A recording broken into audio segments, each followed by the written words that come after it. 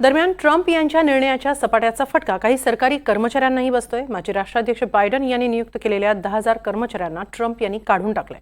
याबाबतचा इशारा त्यांनी निवडणूक प्रचार काळातच दिला होता। आता ते त्यांच्या निर्णयाची अंमलबजावणी करतायत। यात त्यांना मदत मिळते ती एलॉन मस्क यांच्या कार्यक्षमता विभागाची। पाहूया काय घडतंय अमेरिकेच्या प्रशासकीय कारभारात।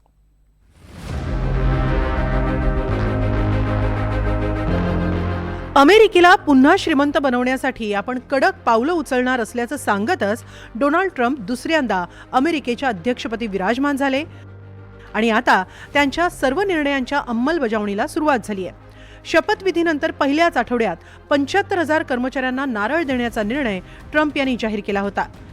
याशिवाय शिक्षण आणि आरोग्य विभागातील 10,000 कर्मचाऱ्यांना आता घरचा रस्ता दाखवण्यात आलाय। सरकारी जमिनींचं व्यवस्थापन, माजी सैनिक कल्याण, गृह, ऊर्जा, कृषी, आरोग्य आणि मानवी सेवा या महत्त्वाच्या विभागांतील कर्मचाऱ्यांना याचा मोठा फटका बसलाय।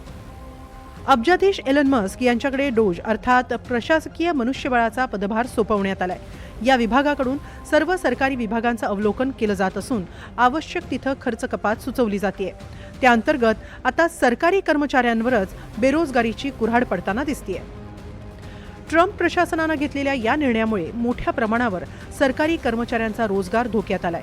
बहुसंख्य कर्मचाऱ्यांनी नुकतीच नोकरी सुरू केली होती आणि प्रशिक्षण कालावधीतच त्यांची नोकरी गेली आहे। काहींनी तर जेमतेम वर्षभराचा काळ पूर्ण केला होता, त्यांनाही नोकरीवरून काढून टाकण्यात आलंय। इतकंच नाही तर काही सरकारी विभागही बंद होणार आहेत। विशेषतः महसूल विभागात मोठ्या कपातीची शक्यता आहे, तर कन्झ्युमर फायनान्शियल प्रोटेक्शन ब्युरो यासारख्या सरकारी एजन्सींवरही टाळं लावलं जाऊ शकतं। 15 एप्रिलपूर्वी महसूल विभागात मोठ्या प्रमाणावर नोकर कपात केली जाऊ शकते अशीही माहिती मिळतेय। दरम्यान ट्रम्प आणि मस्क यांच्या या धोरणांचा सरकारी कर्मचारी संघटनांनी कडाडून विरोध केलाय। या नव्या धोरणांमुळे 75,000 कर्मचाऱ्यांनी आपणहून राजीनामे दिलेत। अमेरिकेतील एकूण 23 लाख सरकारी कर्मचाऱ्यांपैकी 3% लोकांनी स्वतःच नोकरी सोडून दिली आहे अशी माहिती व्हाईट हाऊसनं दिली आहे। तर इतर कर्मचाऱ्यांनी तीव्र संताप व्यक्त केलाय। आपल्याबरोबर दगा झालाय, अन्याय झालाय अशा भावना माजी कर्मचाऱ्यांनी व्यक्त केल्या। काही कर्मचारी हे माजी सैनिक आहेत, त्यांनाही बाहेरचा रस्ता दाखवण्यात आल्यानं सरकारी कर्मचाऱ्यांमध्ये तीव्र नाराजी पसरली आहे।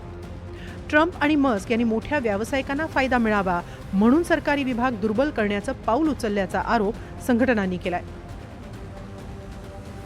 डोनाल्ड ट्रम्प यांनी अध्यक्षपदाची सूत्र हाती घेतल्यानंतरच घोषणा केलेली होती की साधारणतः 75,000 असे कर्मचारी जे कमीत कमी 11 विभागांमध्ये काम करत आहेत आणि ज्यांची नेमणूक ही मागच्याच वर्षी झाली आणि त्यांचा प्रोबेशनरी जो कालखंड आहे तो अजून पूर्ण झालेला नाहीये, त्यांना काढून टाकायचं आणि त्याच्यातली पहिली स्टेप म्हणून त्यांनी साधारणतः 9,500 कर्मचाऱ्यांना या ठिकाणी काढून टाकलेलं आहे। हे सगळे कर्मचारी बायडन प्रशासनाच्या काळामध्ये नेमले गेलेले होते आणि त्यामागचं महत्वाचं कारण जे प्रामुख्याने डोनाल्ड ट्रम्प आणि एलॉन मस्क कडनं दिलं गेलेलं आहे ते हे आहे की अमेरिकेच्या एकूणच अमेरिकेवरचं जे कर्ज आहे ते साधारणतः $36 ट्रिलियन एवढं आहे। $1.8 ट्रिलियन ट्रेड डेफिसिट त्यांना आहे। त्यामुळे एवढ्या कर्मचाऱ्यांचा पगार काढणं हे अमेरिकेला आता शक्य नसल्यामुळे त्यांनी या स्वरूपाचा निर्णय घेतलेला ही तो सुरुवात आहे। अजून साधारणतः 65,000 कर्मचारी भविष्यामध्ये अशाच पद्धतीने कामावरून दूर केले जातील।